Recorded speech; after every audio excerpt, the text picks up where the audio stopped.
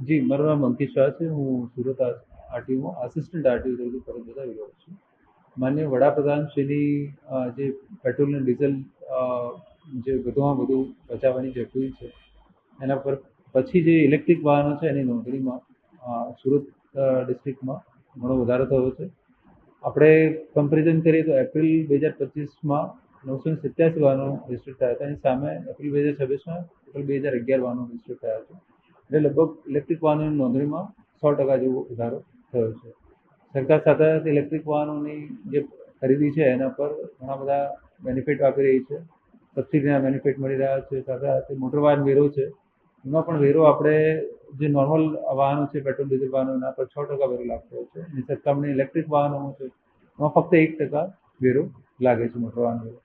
એટલે પેટ્રોલ વાહનોમાં આનો લગભગ 4 થી 5 હજાર જેટલો ફાયદો થતો હોય છે. અને જે ફોર વ્હીલર છે પેટ્રોલ ડીઝલ ફોર વ્હીલર એના કરતાં ઇલેક્ટ્રિક ફોર વ્હીલર લગભગ 15 થી 20 હજાર જેવું બેનિફિટ રહેતો હોય છે ટેક્સ. લેવાવાળા માટે એક તો ઇનિશિયલ બેનિફિટ છે, જ્યારે ખરીદી કરી રહ્યા છે ત્યારે એ બેનિફિટ તો મળી જ રહ્યો છે. સબસિડીનો બેનિફિટ છે કે મોટર વાહન વેરાનો છે. સાથે જે વાહનની જે રનિંગ કોસ્ટ છે પ્રતિ કિલોમીટર એ પેટ્રોલ કે ડીઝલ વાહન કરતાં ઘણી ઓછી હોય છે કમ્પેરેટિવલી. એટલે એનાથી પણ લોંગ રનમાં વાહન જે ઓની કોસ્ટ છે એ ખૂબ જ ઘટી જાય છે.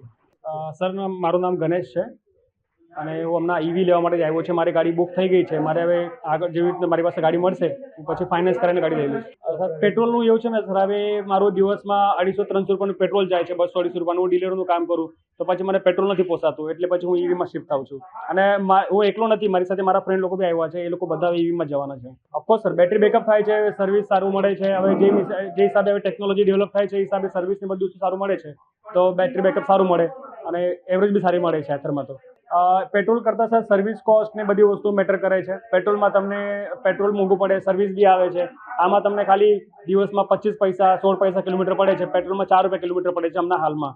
તો પછી પેટ્રોલમાં ન જવાય, આ વસ્તુ છે.